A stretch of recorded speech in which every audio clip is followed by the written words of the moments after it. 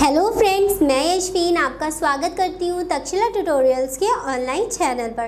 तो दोस्तों, आज हमारा होगा लेक्चर 3.2। हमने लेक्चर 3.1 कवर कर लिया था। लेक्चर 3.1 में हमने क्या क्या पढ़ा? सबसे पहले तो वो हमारे चैप्टर की शुरुआत थी, यानी कि जो हमारा था मानव जनन। इसमें हमें दो चीज़ें पढ़नी है, एक नर का जनन तंत्र पढ़ना और एक स्त्री का जनन तंत्र पढ़ना है। पुरुष के जनन तंत्र में या नर के जनन तंत्र में हमने शुरुआत करी थी और उसमें सबसे पहला वो जो पार्ट था या जो भाग था वो हमने पढ़ा था वृषण। वृषण को हमने लेक्चर 1 में कंप्लीट नहीं किया था, उसको हम क्या करेंगे, आज कंप्लीट करेंगे। वृषण को हम क्या करेंगे, आज कंप्लीट करेंगे। तो वृषण के कुछ पॉइंट्स थोड़ा बहुत हमने आपको उसके बारे में बता दिया था, लेकिन पूरा नहीं बताया था। उसके कुछ पॉइंट्स हमारे रह गए थे जो हम आज इस लेक्चर में कवर करेंगे। वृषण काफ़ी सारे पार्ट से मिलके बना होता है, जिसमें पहला पार्ट हमारा था वृषण। वृषण को हमने आधे से ज़्यादा तो कवर कर लिया था। उसके कुछ पॉइंट्स हमने यहाँ पे लिखे हैं जो हमें और पढ़ने हैं, क्योंकि वृषण एक इम्पॉर्टेंट पार्ट भी है जिसको हमें पढ़ना बहुत ज़्यादा ज़रूरी है। तो हमने थोड़ा बहुत आपको बता दिया था, चलिए उसको आगे इतना और पढ़ के पूरा करते हैं और अपने आगे भाग की तरफ बढ़ते हैं। इसमें हमारा नेक्स्ट पॉइंट है प्रत्येक शुक्राणु। दोस्तों, शुक्राणु को तो आप जानते ही होंगे। शुक्राणु क्या है? नर युग्मक है। हमें पता है कि जो है जनन के लिए दो युग्मकों का संलयन बहुत ज़्यादा ज़रूरी होता है, जिसमें से जो ये शुक्राणु है यही हमारा क्या है, नर युग्मक है। ठीक। प्रत्येक शुक्राणु जनक नलिका। शुक्राणु जनक नलिका क्या होती है? जिसमें शुक्राणुओं का निर्माण हो। जनक वो होता है जिसमें जो है किसी चीज़ का निर्माण हो, जो किसी चीज़ का निर्माण करे, उसी को क्या कहते हैं, जनक कहते हैं। तो प्रत्येक शुक्राणु जनक नलिका वो जनक नलिका होती है जिसमें कि शुक्राणुओं का निर्माण हो। आगे बढ़ते हैं। जनक नलिका जननिक उपकला द्वारा आश्रित होती है, जिसके बाहर संयोजी ऊतक द्वारा निर्मित आधार कला होती है। अब देखिए, ये जो शुक्राणु जनक नलिका है, इसके बाहर की तरफ क्या होता है, संयोजी ऊतक। संयोजी ऊतक को इंग्लिश में कनेक्टिव टिश्यू भी कहते हैं। संयोजी ऊतक का कुछ ज़्यादा वर्क नहीं होता है। ये क्या करती है, एक चीज़ को दूसरी चीज़ से ज्वाइन करती है, ये इसका वर्क होता है। इसीलिए इसे संयोजी ऊतक या इंग्लिश में इसको कनेक्टिव टिश्यू कहते हैं, क्योंकि ये कनेक्ट करती है। इसके बाहर क्या होती है, संयोजी ऊतक द्वारा निर्मित एक आधार कला होती है। किसके बाहर दोस्तों? शुक्राणु जनक नलिका के बाहर। ये हो गया। फिर आगे बढ़ते हैं। जननिक उपकला में दो प्रकार की कोशिकाएं होती हैं। ठीक। जिसमें हमारी पहली कोशिका होती है शुक्राणु का निर्माण करने वाली शुक्रजन कोशिकाएं। शुक्रजन कोशिकाएं क्या करती है, शुक्राणु का निर्माण करती है। और दोस्तों, ये कहाँ होती है, शुक्राणु जनक नलिकाओं में। ये दो प्रकार की होती हैं। और इसके बाहर की तरफ कौन सी कला होती है, संयोजी ऊतक की बनी एक कला होती है। बस इतनी बात है। फिर दूसरी कोशिका हमारी होती है शुक्राणुओं को सहारा प्रदान करने वाली स्टोरली कोशिकाएं। स्टोरली कोशिकाएं। ठीक। फिर आगे बढ़िए। हमारा आखिरी वाला पॉइंट है शुक्राणु जनक नलिकाएं। यही है शुक्राणु जनक नलिकाएं, जिसको सेमिनिफरस ट्यूब्यूल्स भी कहते हैं। वृषण की सतह के निकट से आरंभ होती है। निकट से मतलब सबसे शुरुआती पार्ट से शुरू होती है, पश्च भाग की ओर बढ़ती है तथा यहाँ कम कुंडलित होकर सीधी हो जाती है। इस पॉइंट का क्या मतलब है? अब देखिए, वृषण की संरचना तो अभी हम आपको थोड़ी देर में दिखाएंगे ही। वृषण की ये मान लीजिए, ये है क्या, उसकी वृषण की नलिका। ठीक। और यहाँ पर होता है ये एक वृषण है, ये एक वृषण है। मान लीजिए, सिंपल सा हम आपको डायग्राम दिखा रहे हैं। ये हो गया एक वृषण, जबकि वृषण दोस्तों कितने होते हैं, जोड़ी में दो होते हैं वृषण। ये हमारा मान लीजिए एक वृषण है और ये हमारी क्या है, शुक्राणु जनक नलिका। ये शुक्राणु जनक नलिका के निकट आके यहाँ से कुंडलित होने लगती है। ये धीरे धीरे धीरे धीरे धीरे धीरे कुंडलित हो जाती है और यहाँ पे जाके ये अति कुंडलित हो जाती है और शुक्राणु के अंदर जाके ये सीधी हो जाती है। बस इतनी सी बात है कि ये ऊपर से आई शुक्राणु जनक नलिका, फिर ये देखिए वृषण की शिता से आरंभ होकर पश्च भाग की ओर बढ़ती है तथा यहाँ कम कुंडलित हो जाती है। यहाँ तक कि तो कुंडलित है, यहाँ पे कम कुंडलित होकर ये कुछ इस प्रकार से सीधी हो जाती हैं। और अंदर जाके जैसे कमरे टाइप के होते हैं उसी कमरों में जाके ये सीधी सीधी सी हो जाती हैं। तो दोस्तों ये हमारा था वृषण। वृषण हमारे यहाँ पे कंप्लीट हो गया। यही 3 पॉइंट्स थे जो रह गए थे हमारे लेक्चर 1 में, जिसको हमने कंप्लीट किया लेक्चर 2 में।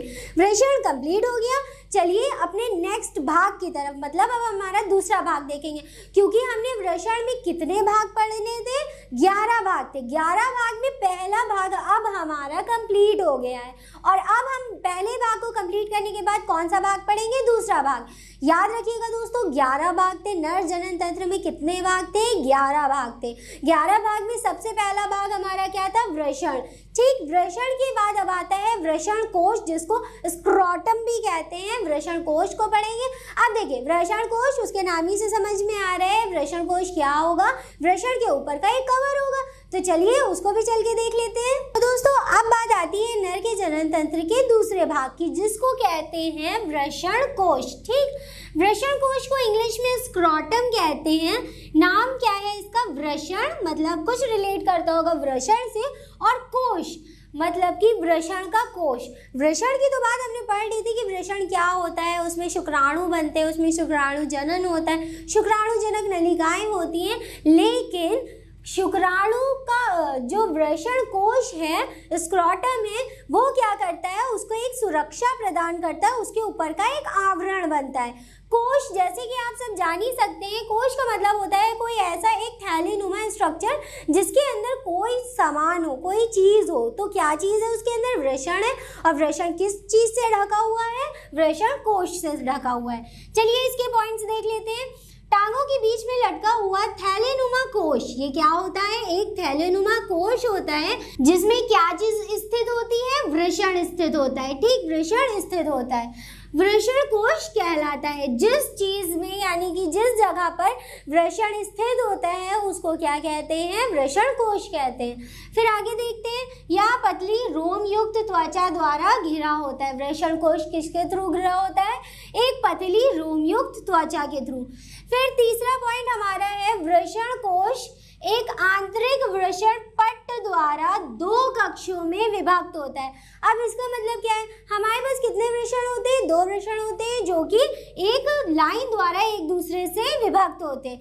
फिर हमारा नेक्स्ट पॉइंट है, वृषण पट्ट की स्थिति बाहर सतह पर प्रदर्शित की जा सकती है। वृषण कोश एक चिकनी अनैच्छिक डाइटस पेशी, अनैच्छिक डाइटस पेशी मतलब होता है, एक होती है ऐच्छिक पेशी और एक होती है अनैच्छिक पेशी। अनैच्छिक पेशी वो होती है जो हमारी विशेष पे वर्क नहीं करती है, मतलब हमारी इच्छा के अनुसार कार्य नहीं करती हैं। फिर आगे बढ़ते हैं, नेक्स्ट पॉइंट हमारा है, आखिरी पॉइंट हमारा है, प्रत्येक वृषण अपने कक्ष में एक गद्दी द्वारा टिका रहता है जिसे प्रणिदेशक, ठीक, इसका नाम याद कर लिएगा, प्रणिदेशक कहते हैं। तो दोस्तों यहाँ पे हमारा क्या खत्म हुआ, वृषण कोश।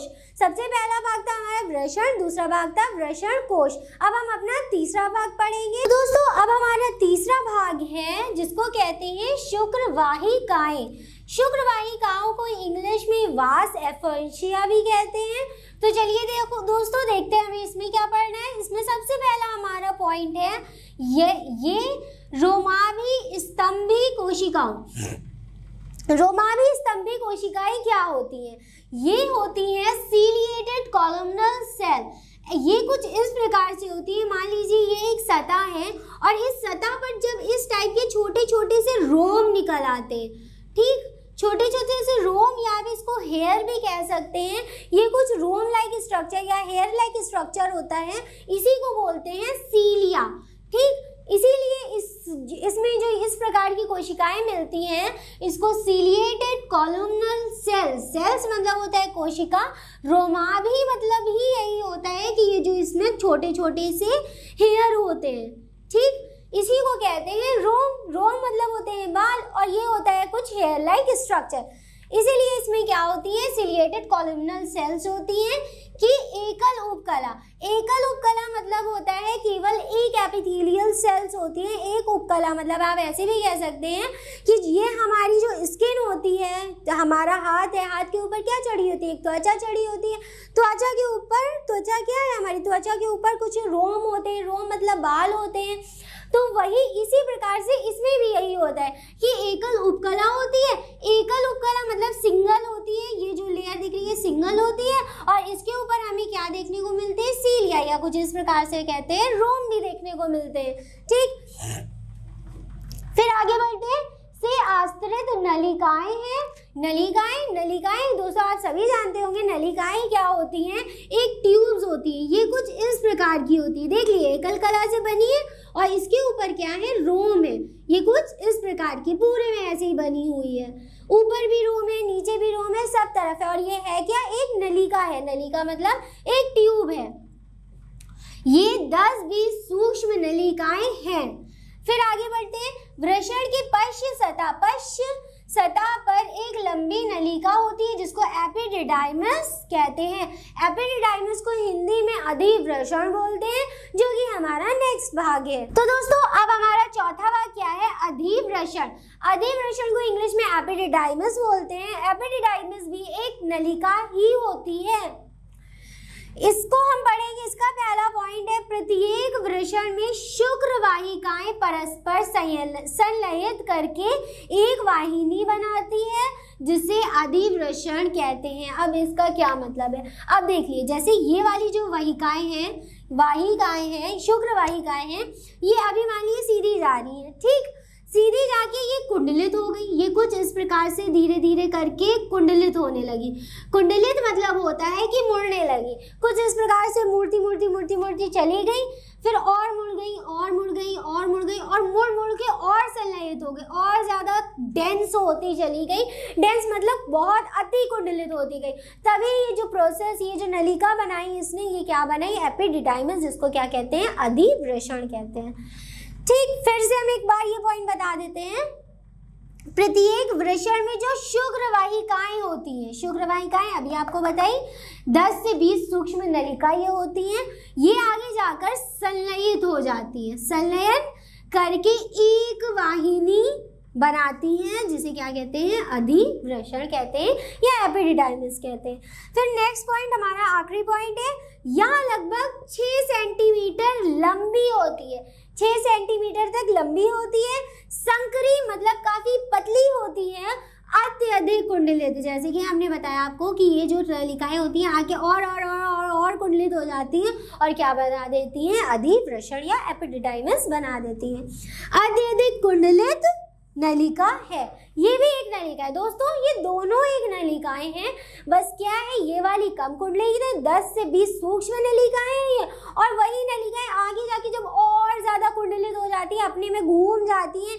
जैसे आपने एक स्नेक को देखा होगा, एक सांप को देखा होगा, होता तो वो बहुत लंबा है, लेकिन जब वो कुंडली होकर, ऐसे भी कहते हैं कुंडली मार के बैठ जाता है, गोल गोल घूम के बैठ जाता है, तो मतलब उसका जो एरिया होता है वो कम हो जाता है। अगर वो ऐसे खुला रहता है तो वो काफी इतना लंबा होता होगा, लेकिन जब वो कुंडली मार के बैठ जाता है, कुंडलित हो जाता है, तो वो छोटी जगह में वो अपने आप को इकट्ठा कर लेता है। ऐसे ही हमारी ये दोनों नलिकाएं भी हैं। बस इतना सा ध्यान रखना है कि जो शुक्र वाहिकाएं हैं वो थोड़ी लंबी कोशिकाएं हैं। ठीक, 10 से 20 होती हैं, और जब यही 10 से 20 कोशिकाएं आगे जाके कुंडलित हो जाती हैं तो क्या बना देती है, एपिडिडाइमस या अधिवृषण इसको बोलते हैं। ये एक नलिका होती है, 6 सेंटीमीटर लंबी होती है, संकरी मतलब पतली होती है और अत्यधिक कुंडलित होती है। तो दोस्तों ये दोनों हमारी पूरी हो गई। अब इसके बाद हम अपने नेक्स्ट पार्ट की तरफ बढ़ते हैं। दोस्तों अब हमारा 5वां भाग है शुक्र वाहिनी। ठीक दोस्तों, ये फिर से हमारी वाहिनी आ गई। इसका मतलब ये क्या होगी, एक डक्ट होगी, एक वाहिका होगी या एक नलिका होगी, ऐसे भी कह सकते हैं। ठीक, इसको इंग्लिश में वास डिफरेंस कहते हैं। अब पहला पॉइंट हमारा बनता है, इसे डक्टस डिफरेंस भी कहते हैं। डक्टस डिफरेंस, डक्टस मतलब क्या होता है, डक्टाइल या नलिका। ठीक, डक्ट मतलब होता है नलिका, इसका मतलब नलिका ही है। डक्टस डिफरेंस भी कहते हैं।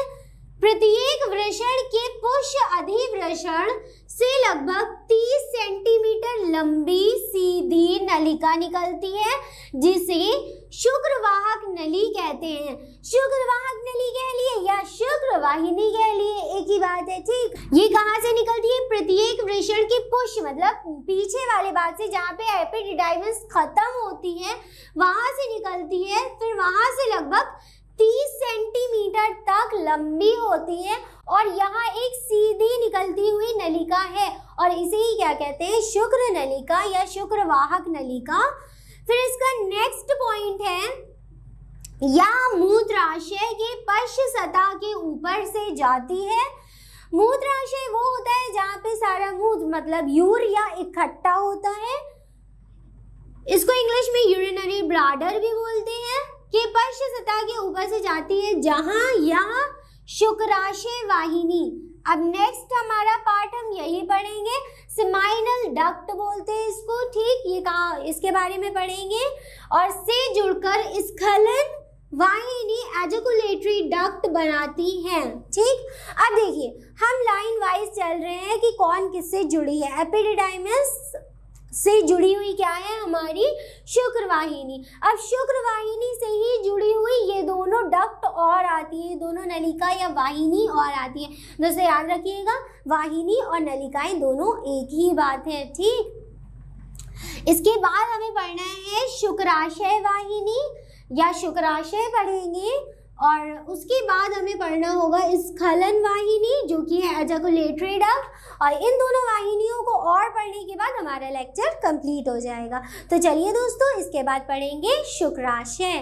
तो चलिए दोस्तों अपनी दो और वाहिकाओं को या वाहिनियों को पढ़ लेते हैं, जिसमें से छठी, अब हमारा छठा पार्ट क्या है, शुक्राशय। इसको बोलते हैं सेमाइनल वेसल्स। सेमाइनल वेसल्स क्या होती हैं ये हम पॉइंट्स में, 2 पॉइंट्स में देखेंगे। सबसे पहला पॉइंट है ये एक जोड़ी मांसल ग्रंथि। मांसल ग्रंथि मतलब कुछ ज्यादा मांस की बनी हुई मांसल होती हैं। ग्रंथिल थैली के आकार की संरचना है। जो हमारा शुक्राशय क्या है वो एक थैली के आकार की संरचना है, प्लस ये कैसा है, मांसल है, मतलब मांस का बना हुआ है। जो मूत्राशय, मूत्राशय में क्या होगा, मूत्र इकट्ठा होगा एवं मलाशय के मध्य स्थित रहती है।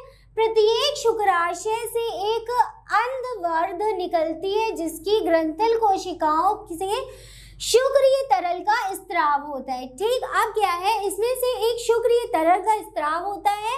ये तरल का काम क्या होता है, बस ये शुक्राणुओं को पोषण एवं संरक्षण मतलब उनको न्यूट्रिशन देता है, उनको पालता पोसता है और उनकी रक्षा प्रदान करता है। ये हमारी एक वेसल्स हो गई। अब इसी से जुड़ी हुई एक और वेसल होती है, एक और वाहिनी डक्ट होती है जिसको कहते हैं स्खलन वाहिनी। स्खलन वाहिनी को इंग्लिश में एजैकुलेटरी डक्ट बोलते हैं। ये भी दोस्तों एक टाइप की नलिका ही है जिसके होते हुए जो शुक्राणुओं का एक जगह से दूसरी जगह तक स्त्रावण होता है। इसका हमारा पहला होता है प्रत्येक शुक्राशय मतलब ये ऊपर वाला शुक्राशय से एक स्खलन वाहिनी निकलती है, प्रोस्टेट ग्रंथि। अब देखिए जो प्रोस्टेट ग्रंथि है ये हम आपको 3.3 में बताएंगे। से होते हुए प्रोस्टैटिक मूत्रमार्ग से मिलकर एक मूत्र जनन नलिका बनाती है। इन दोनों के बारे में हम आपको नेक्स्ट पार्ट में या नेक्स्ट लेक्चर में बताएंगे, यूरेथ्रा और प्रोस्टेट ग्लैंड के बारे में। तो दोस्तों आज हमारे हमने 7 पार्ट्स कंप्लीट कर लिए हैं। बाकी के जो बचे हुए पार्ट्स हैं उन्हें हम अपने 3.3 लेक्चर में कवर करेंगे। तो दोस्तों आज के लिए इस लेक्चर में बस इतना ही। मिलते हैं अपने नेक्स्ट लेक्चर में। Thank you.